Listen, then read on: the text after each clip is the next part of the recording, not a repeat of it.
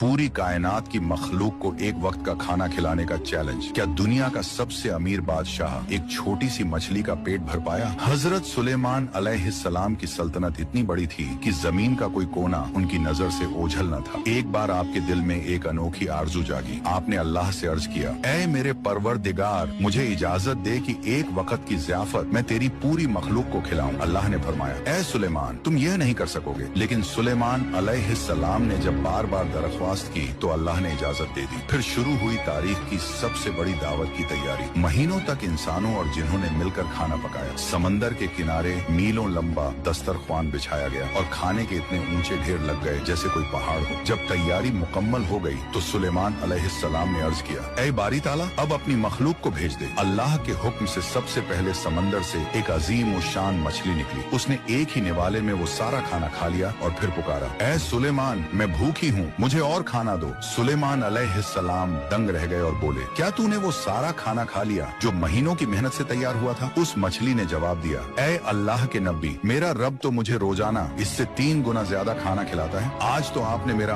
आधा पेट भी नहीं भरा। ये सुनकर सुलेमान अलैहिस्सलाम सजदे में गिर गए और समझ गए कि राजिक सिर्फ और सिर्फ अल्लाह की जात है। हजरत सुलेमान अलैहिस्सलाम की सल्तनत का निजाम इतना सख्त और ऑर्गेनाइज था कि आप परिंदों की कतार में से एक छोटे से हुदहुद की गैर हाजिरी भी भांप ले। पूरी कायनात की मखलूक को एक वक्त का खाना खिलाने का चैलेंज। क्या दुनिया का सबसे अमीर बादशाह एक छोटी सी मछली का पेट भर पाया? हजरत सुलेमान अलैहिस्सलाम की सल्तनत इतनी बड़ी थी कि जमीन का कोई कोना उनकी नजर से ओझल न था। एक बार आपके दिल में एक अनोखी आरजू जागी। आपने अल्लाह से अर्ज किया, ऐ मेरे परवरदिगार, मुझे इजाजत दे कि एक वक्त की ज़ियाफत मैं तेरी पूरी मखलूक को खिलाऊं। अल्लाह ने फरमाया,